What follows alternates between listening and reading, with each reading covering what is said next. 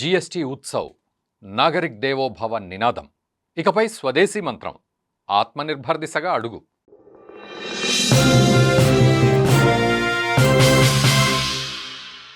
కేంద్రం ప్రకటించిన జీఎస్టీ 2.0 సంస్కరణలు అమల్లోకి వచ్చాయి. కొత్త పన్ను రేట్లు అమల్లోకి రావడంతో నిత్యావసరాల నుంచి ఎలక్ట్రానిక్ వస్తువుల వరకు వందలాది ఉత్పత్తుల ధరలు తగ్గాయి.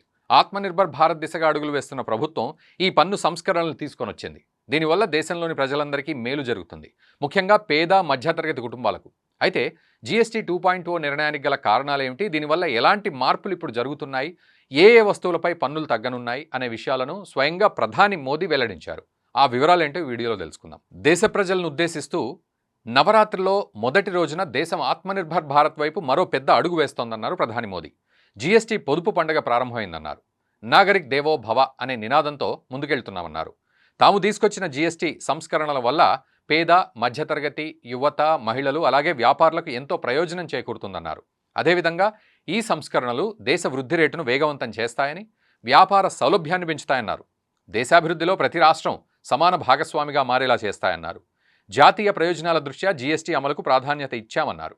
అలాగే అన్ని రాష్ట్రాల మద్దతుతో ఈ పన్ను సంస్కరణలు అమలు చేయగలిగామని తెలిపారు. ఈ సందర్భంగానే స్వదేశీ మంత్రం పాటించాల్సిన సమయం వచ్చిందన్నారు. ఈ మేరకు దేశ పౌరులందరూ స్వదేశీ ప్రతిజ్ఞ తీసుకోవాలన్న ఆయన భారత్లో తయారైన వస్తువులను వినియోగించాలని పిలుపునిచ్చారు. అయితే వన్ నేషన్ వన్ ట్యాక్స్ పేరుతో కేంద్రంలోని మోదీ ప్రభుత్వం జీఎస్టీని తీసుకొచ్చింది. ఆ సమయంలో అనేక స్లాబ్లు ఉండేవి. వీటి వల్ల ప్రభుత్వానికి ఆదాయం బాగానే సమకూరింది, కానీ ప్రజలు మాత్రం కొంత ఇబ్బందులు ఎదుర్కొన్నారు. ఆ తర్వాత అనేక సందర్భాల్లో స్లాబులు మారినప్పటికీ వాటి వల్ల ప్రజలకు పెద్దగా ఉపయోగం లేకుండా పోయింది. ఇటీవల 12 లక్షల వరకు ఆదాయంపై పన్ను మినహాయింపు కూడా ఇచ్చింది. తాజాగా జీఎస్టీలో మరిన్ని సంస్కరణలు తీసుకొచ్చినట్లు కేంద్రం కీలక ప్రకటన చేసింది. దీని ప్రకారం 5%, 18% పన్నులు మాత్రమే ఉంటాయి. ప్రజలు ఎక్కువగా వినియోగించే అనేక రకాల నిత్యావసరాలపై 5% మాత్రమే పన్ను ఉంటుంది. కొత్త సంస్కరణలతో ఇప్పటి వరకు 12% స్లాబ్లో ఉన్నటువంటి 99% వస్తువులు 5% పన్ను పరిధిలోకి వచ్చేసాయి. మరి ముఖ్యంగా హెల్త్ ఇన్సూరెన్సు, మెడిసిన్ ధరలు తగ్గుతాయి.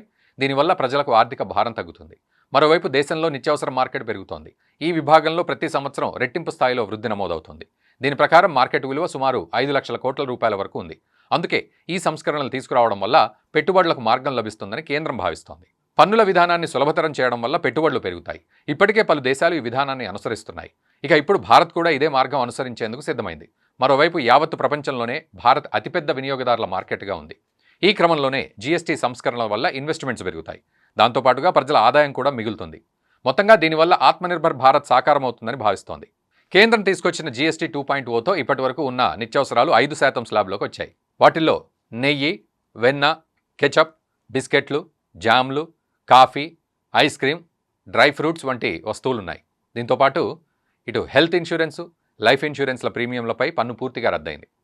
అత్యవసర మందులు, వైద్య పరికరాలపై 5% పన్ను వర్తిస్తుంది. ఇక ప్యాక్ చేసిన పాలు, పిజ్జా, బ్రెడ్, పన్నీర్, చపాతీ వంటి వాటితో పాటు పెన్సిళ్లు, పుస్తకాల వంటి స్టేషనరీ వస్తువులపై పన్ను రద్దయింది. టీవీలు, వాషింగ్ మిషన్లు, ఫ్రిడ్జ్లు, ఏసీల వంటి గృహోపకరణాలపై పన్ను 18% వచ్చింది. అలాగే 1200 సీసీలోపు చిన్న కార్లు, 350 సీసీలోపు మోటార్ సైకిళ్లపై పన్ను కూడా 18% ఉంటుంది. ఇక ఎలక్ట్రిక్ వెహికల్స్పై మాత్రం 5% పన్ను మాత్రమే ఉంటుంది. దాంతోపాటుగా నిర్మాణ రంగానికి ఊతమిస్తూ సిమెంటుపై పన్నును 18%కి తగ్గించింది కేంద్రం. అలాగే 7,500 రూపాయల లోపు హోటల్ గదులు, ఎకానమీ ఫ్లైట్స్ టికెట్స్పై 5% జీఎస్టీ ఉంటుంది. దాంతోపాటుగా సెలూన్, స్పా, జిమ్ల సేవలు కూడా తక్కువ అవుతాయి. మొత్తంగా వన్ నేషన్ వన్ ట్యాక్స్ వల్ల పన్నుల విధానంలో మొదలైన ప్రక్షాళన ఇప్పుడు స్లాబ్లను తగ్గించడం వల్ల మరింత సులభతరం అవుతుందని చెప్పొచ్చు. జీఎస్టీ 2.0తో దేశవ్యాప్తంగా అన్ని వర్గాల వారికి మేలు జరుగుతుంది. ఈ పన్ను రేట్ల వల్ల దేశ ఆర్థిక వ్యవస్థకు సుమారు 2 లక్షల కోట్ల రూపాయలు అదనపు ప్రయోజనం చేకూరుతుంది. మేక్ ఇన్ ఇండియాకు మద్దతు పెరుగుతుంది. ఇకపై దేశంలోని ప్రతి ఇల్లు స్వదేశీ చిహ్నంగా మారుతుంది. ఇదే అంశంపై మీరేమంటారో కామెంట్ కూడా చేయండి. ఈ వీడియోని మన మిత్రులకు కూడా షేర్ చేయండి. Thank you very much.